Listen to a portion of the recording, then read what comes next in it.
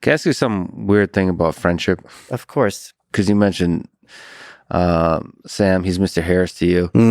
Uh, and then Joe, Didn't that bother you how he went after Joe? what did Well, he's like, oh, in case you guys have brain damage from watching Rogan's last episode, like, watch, here's the answer. And it's just like digs like that? Yeah, I didn't like that. I didn't like that either. I think Sam doesn't like it either about himself. Okay. He regrets those things. Because it's very easy to say from his perspective, look, this isn't the full side. Rogan didn't show you the full side of the story. Here's the other side of the story. Please watch this and be informed. That's a very reasonable thing to say. Yeah, I don't quite understand this. So they do this about each other now. I'll put three people on the table, which is Joe Rogan, Sam Harris, and Brett Weinstein. And they have a way of talking like the other person is creating a lot of harm. Like publicly would say things like that. And I understand there's emotion in it, but like these are human beings that are friends of yours. But I'll go the other way. Let's suppose it is true that Joe's doing a lot of harm, spreading misinformation. Being sarcastic isn't going to be persuasive.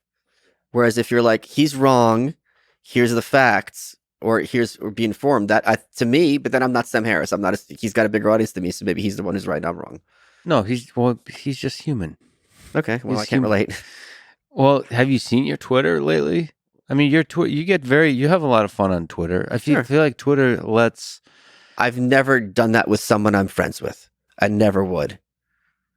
Okay, let's put that on record. It is on record. Trolls me because if there's an issue with you, I'm getting you on the phone. Yeah. Good. I mean, because then I'm not backing you into a corner publicly. It doesn't make any sense strategically. Yeah, and actually, Brett Weinstein tweeted something, sort of criticizing something. I already forgot what, but he texted me first saying, like, "Is it okay if I tweet this?" Yeah, and I said, "Yep." Like I was excited. Yeah, but I think there's some level of just be compassionate privately and be compassionate publicly, like or both. Be civil. Civil. Yeah. I for some reason I don't like the word civility because it's like polite. It's or be cordial. Is that better? No, what I mean is like it seems phony to you. It seems phony. Like you should radiate love in whatever way. So even if you're rough with the other person, you should still show like respect and love for that person. And that gets back to the Russian rooms where they're yelling at each other, but there's still love underneath it. I mean, the question I want to ask for you is, I think you and I have a different view on some things. Okay. We have a different approach to things, but just on the surface level, but also a different view on some things. Like I have a lot of hope for institutions. I have, so maybe it's a gut instinct. Like your gut instinct is like centers of power are like burn them down first and then let's figure it out. Sure. Like, or maybe that's a funny, rough way of saying it. No, I think that's about right. And then for me, it's like, no, let's understand the institution and slowly revolutions from within versus revolutions from without. And but like we can have those disagreements, and there may be times when those disagreements will be, I could see in the future, I could see I'll be attacked by my friend Michael Malice, which I very look forward to it. No, not attacked, but you know what I mean, on the surface level, in the idea space. Anyway, you're shaking your head now. You won't. I guess maybe this also goes to Sam Harris and Joe Rogan. I would love to be able to disagree in big ways on important things and still be close friends. And I don't understand why those should be contradictions. Yeah. And that's the tension. That's been the most heartbreaking thing to me about Sam and Brett and Joe. In the case of Brett, it's me. I don't know Brett, so I'm just like looking as somebody who just enjoys having these voices out there. And it seems like COVID just brought out the worst in many folks.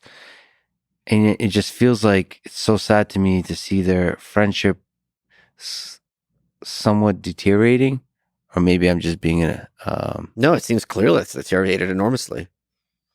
It's sad that that's the case. Yeah, so I've had people come at me because I'm friends with you. And they were like, oh, Lex authored some paper about masks. I don't even know what the hell they're referring to. I don't care. I always say and mean, I don't care whether someone agrees with me. I care how they treat me. Mm-hmm. And it goes the other way because I'll have a lot of people on Twitter who are like, "Oh, I'm on your team," and blah blah blah. I'm like, I don't know you. You're not my team. And just because you happen to agree with me, it's of no value to me. Like I don't know you, and I'm not interested in knowing you. Mhm. Many of my friends, I don't know what their politics are. I don't care. Like I care how we hang out, we have a good time, we watch dumb movies, watch YouTube, go to the store, whatever. I don't know what your politics are. I don't care what your politics are. Um, Chris Williamson, who he's just here. He's going to be moving to Austin. I only learned what his politics are in the last. We chat like almost every day because he took the world's smallest political quiz, Mhm. And he figured out what his answers were. I had no idea where He's a communist. he's. Well, obviously, yeah, Yeah. yeah. Marxist. I Yeah. mean, yeah. Let's be honest. So like stuff like that, like it never. And people, I think because politics is often so tribal, especially now, they'll be like, "Oh, I could never be friends with someone who voted for X." Really? What if their like grandma worked in that campaign? What if blah, blah. It's this. You can't think of one steelman argument why this would happen. What if they just want to spite their boss?